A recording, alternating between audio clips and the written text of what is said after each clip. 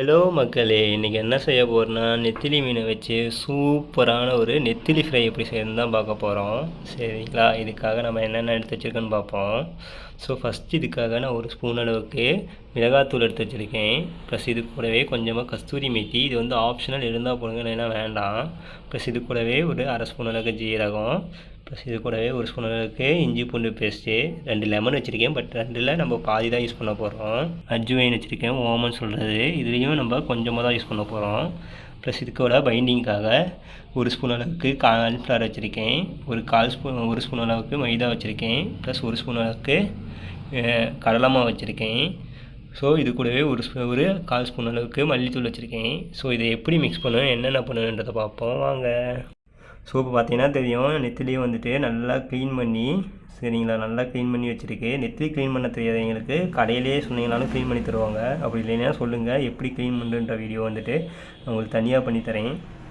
First இப்போ clean பண்ண நெத்திலியை வந்துட்டு நம்ம இப்போ மேரினேட் பண்ண போகிறோம். இதை நல்லா 2-3 டைம் நல்லா வாஷ் பண்ணி வச்சுருக்கேன். இது கூட என்னென்ன ஆட் பண்ணுன்றதை பார்ப்போம். ஃபஸ்ட்டு நெத்திலியை மிக்ஸ் பண்ணுறதுக்காக நான் ஒரு பெரிய சைஸ் பவுல் எடுத்துருக்கேன். ஃபஸ்ட்டு இது கூட ஒரு ஸ்பூன் அளவுக்கு நம்ம இஞ்சி பூண்டு வச்சுருக்கல, ஃபஸ்ட்டு அதை ஆட் பண்ணிப்போம். ப்ளஸ் இது கூடவே நம்ம எடுத்து வச்சுருக்க மிளகாய் தூள் ஆட் பண்ணிக்கலாம்.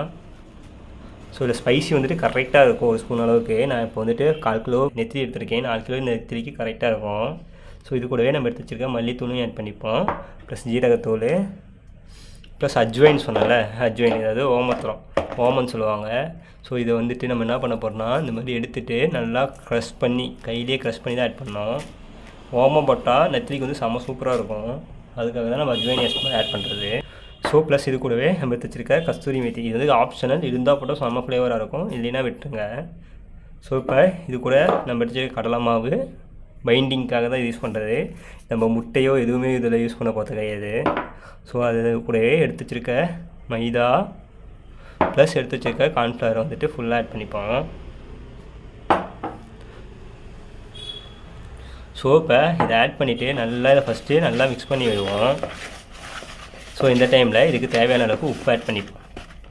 இப்போ இது கூடவே தேவையான அளவுக்கு உப்பு மட்டும் ஆட் பண்ணிவிட்டு ஃபஸ்ட்டு இதை நல்லா மிக்ஸ் பண்ணிப்போம். இதை நல்லா கிளறி விட்டால் தான் உப்பு வந்துட்டு ஒன்றோட ஒன்று நல்லா பைண்ட் ஆகும். இந்த மாதிரி இதை நல்லா மிக்ஸ் பண்ணிப்போம். இந்த மாதிரி இதை நல்லா கையை வச்சு மிக்ஸ் பண்ணிக்க வேண்டியதான்.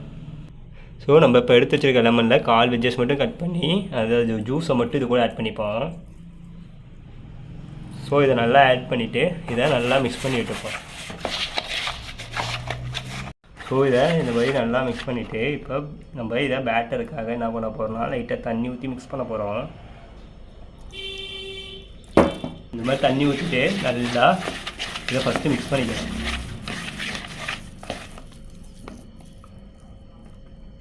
நம்ம எக்ஸ்ட்ரா கலர் எதுவுமே ஆட் பண்ணல. நம்ம யூஸ் பண்ணுற சில்லி பவுடர் வந்துட்டு கரெக்டாக இருந்துச்சுன்னா இதே நமக்கு நேச்சுரலாகவே நல்லா ரெட் கலர் வந்துடும்.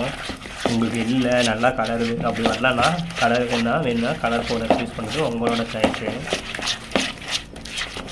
பார்த்தீங்கன்னா தெரியும், நல்லா மிக்ஸ் ஆகிடுச்சு. இந்த டைமில் உப்பு மட்டும் செக் பண்ணிப்போம். நல்லா மிக்ஸ் பண்ணிட்டு இப்போ நம்ம நல்லா க்ளீன் பண்ணி நெத்திலியை வந்துட்டு இது கூட ஆட் பண்ணிப்போம். நெத்திலியை ஆட் பண்ணிட்டு நல்லா மிக்ஸ் பண்ணி விட்டால் போதும்.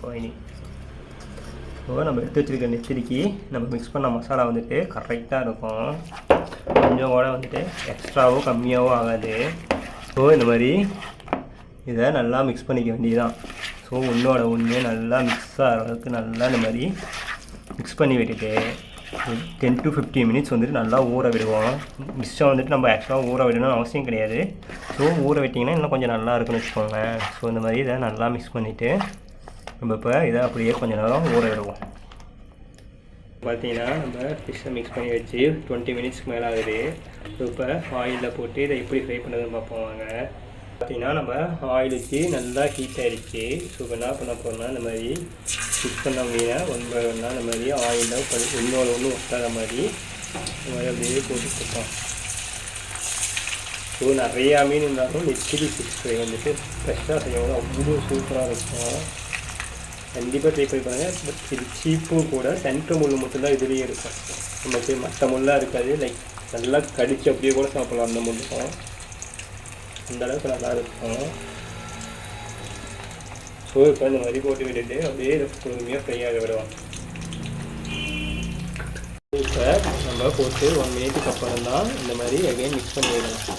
மிக்ஸ் பண்ணி விட்டுட்டு அப்படியே பொறுமையாக அப்படியே ஃப்ரையாக விடுவோம். ஸோ இது அதிக நேரம் ஃப்ரை பண்ணுன்ற அவசியமும் கிடையாது, சீக்கிரமாகவும் ஃப்ரை ஆகிடும்.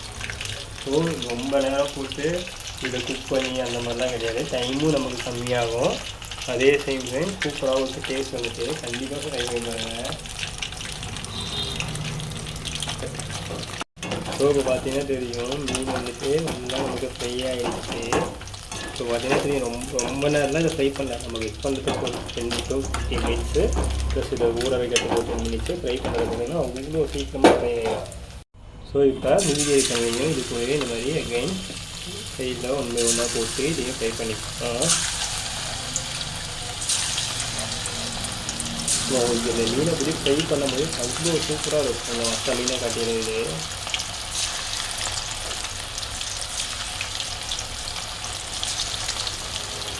இந்த மாதிரி எல்லாம் உண்மை வேண்டாம் எல்லாத்தையும் போட்டு பண்ணிடலாம்.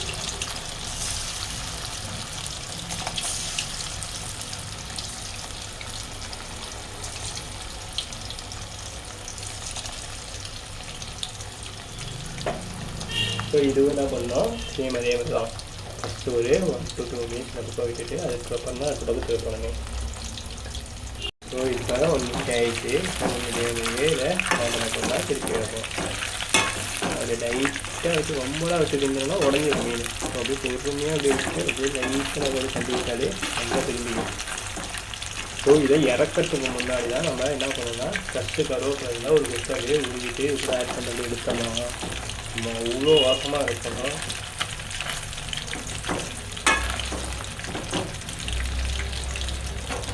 நல்லா கிறிஸ்பியாக விட்டு எடுக்கணும், லைக் அப்போ தான் நல்லாயிருக்கும். இப்போ பார்த்தீங்கன்னா ஃப்ரை ஆகிறதுக்கு முன்னாடி ஒரு கொத்து கருவேப்பிலை மட்டும் இது கூட போட்டுட்டு நல்லா அதை பொருள் அப்படியே மீனை வந்துட்டு ஃப்ரை பண்ணி எடுக்க வேண்டியதான். இதை நல்லா ஆயிலை வந்து ஃபுல்லாக ரெடி பண்ணிட்டு காட்டிக்க வேண்டியதான்.